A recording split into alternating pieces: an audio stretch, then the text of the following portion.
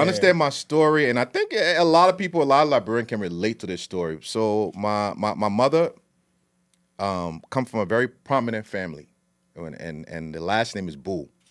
So her father was a Supreme Court judge and justice. They've been in the space for a long time in LIB. And when I was born out of wedlock. You know, my father, the man was running around. He was out there doing his thing. You know, he's right? doing his thing. And they met. So when they met, whatever happened, that's how it came about, right? But the old man said, her grandfather said, you know, you got to marry my daughter. A tradition.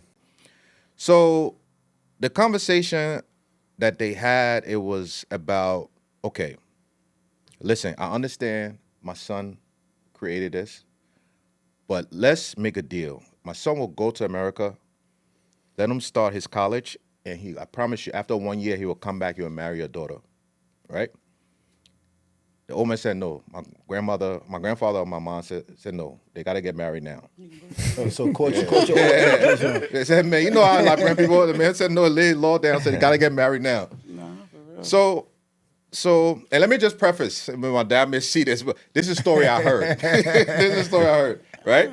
So the man said, they got to get married now. So my grandfather, my dad, and my pa said, okay, you know, the man will get married. What the man turned around and did, he snuck the man to America, right? You see, so he came to America. My mom bore me.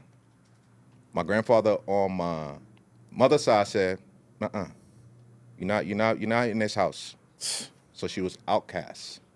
Young woman in college, couldn't take care of a baby, right? So she pleaded, and my grandfather on my father's side said, I'll take the child.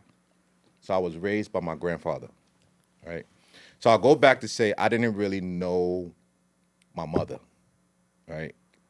And that goes back to the brokenness that I was talking about. Because all through my life, I guarded some of these pains that I didn't even know was inside that I buried.